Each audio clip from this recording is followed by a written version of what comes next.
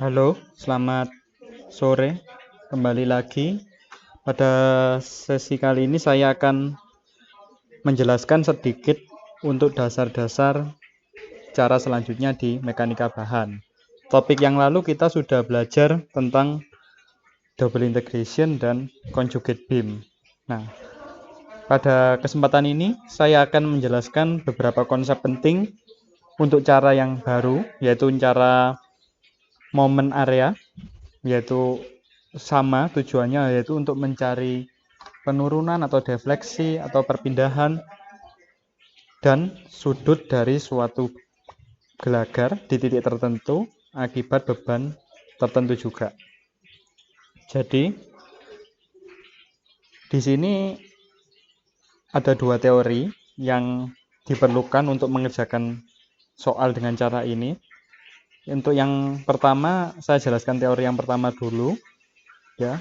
Untuk mengerjakan soal ini nggak bisa langsung kayak kita pakai cara conjugate atau double integration, jadi agak-agak tricky. Jadi kita perlu menggabungkan dua teori pada moment area method ini ya. Jadi yang pertama ini, misalkan saja pada suatu gelagar ya, pada gambar yang A ini, saya gambar gambar A, itu ada gelagar AB, peretakannya sendirol, misalkan ada beban sembarang ya, saya gambarkan sembarang, tak terpusat, mau merata, apapun ya. Ada titik A, ada titik B. Di tengah juga ada pias yang saya namakan sebesar dx ya.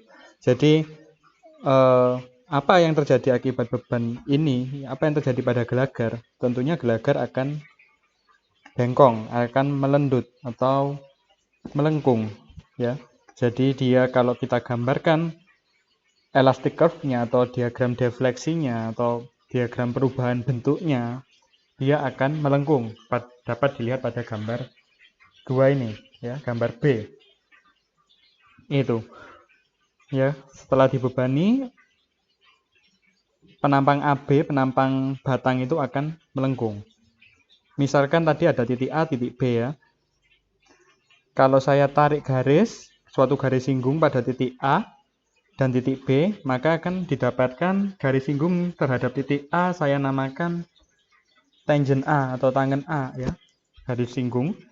Begitu juga dengan garis singgung di B, dapat dinamakan dengan tangent B ya, garis singgung dari titik B tersebut. Nah, lalu di situ ada theta B garis miring A. Apa artinya di situ?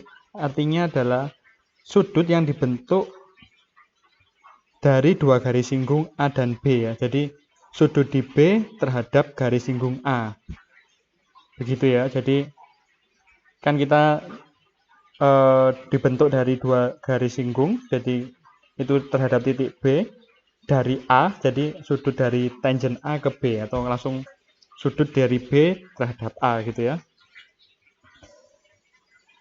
Sudut di titik B terhadap garis singgung A gitu ya, atau paling gampang ya dua garis singgung tadi itu membentuk sudut, yaitu namanya theta B garis miring A.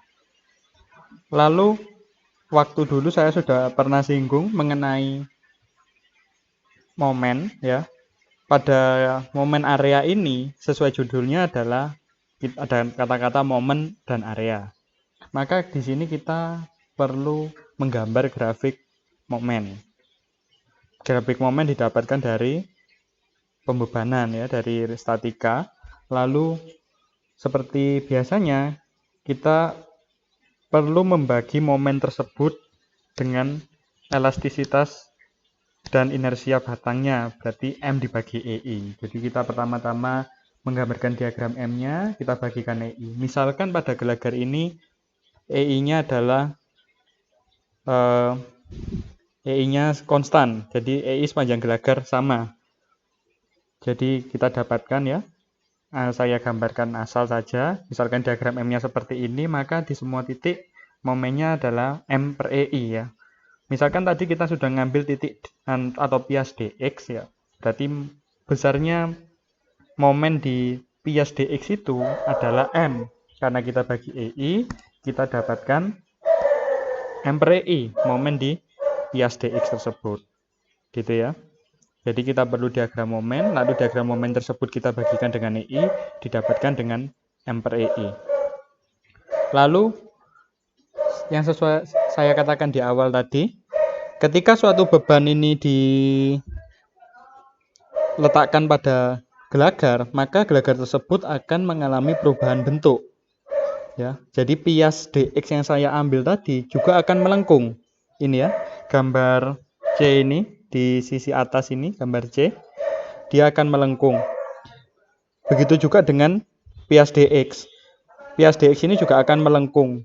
Jadi misalkan saya ambil 2 garis singgung dari titik-titik ujungnya ya.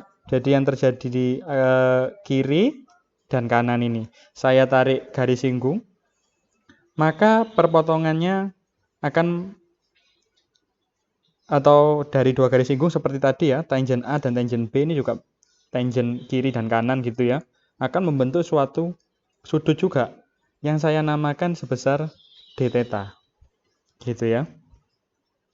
Nah, ingat d theta ini apa? D theta ini adalah sudutnya. Kita dulu sudah belajar waktu di double integration, kita punya teori atau punya rumusan bahwa turunan kedua dari ini ya, atau EI d kuadrat Y per dx kuadrat sama dengan momen. Ya. Lalu kita breakdown rumus ini, kita pecah lagi. Kalau kita pecah atau secara matematika biasa juga bisa ya, d kuadrat Y per dx kuadrat ini apa? Kan turunan pertama dari dy per dx. Jadi bisa secara matematika bisa dituliskan seperti ini. Turunan pertama dari dy per dx terhadap dx. Oke. Nah, ingat dulu waktu di double integration, dy per dx itu sama dengan apa? dy per dx sama dengan theta. Oke. Berarti kalau saya jabarkan di sini, EI dikali d theta dibagi dx sama dengan momen. Berarti d theta sama dengan momen dibagi EI dikali dx. Ini ya, didapat persamaan ini. Nah, apa yang kita dapatkan di sini? Apa artinya M per EI dikali dx? Ini ya, kembali ke gambar yang sebelah kiri. M per EI adalah ini. Adalah momen di suatu potongan atau di suatu pias dx tadi dibagi EI ya. Besarnya momen di pias dx dibagi EI. Ini yang warna hijau. Berarti ini apa? Tinggi momennya ya. Kalau kita gambar 2 dimensi kan ini kan kita kayak panjang kali lebar kali tinggi kan ini tingginya. Sedangkan dx ini apa? Dx adalah ini. Dx adalah lebar atau panjangnya. Berarti kalau M per EI dikali dx berarti M per EI tadi adalah tingginya, dx adalah panjangnya, tinggi dikali panjang kita dapatkan suatu luas. Berarti d theta berarti itu adalah sama dengan luasan sepanjang dx dengan besarnya momen dibagi EI di titik dx tersebut. Gitu ya. Berarti perubahan sudut sebesar dx itu adalah luasannya, luasan momennya dibagi EI. Nah, bagaimana dengan kasus yang tadi? Kita menghitung sudut yang dibentuk dari 2 garis singgung B dan A atau dinamakan dengan theta B terhadap A atau theta B garis miring A, maka dengan cara yang sama dari konsep luasan ini kita bisa tahu berarti sudut yang dibentuk dari 2 garis singgung A dan B adalah luasan sepanjang A dan B. Artinya apa?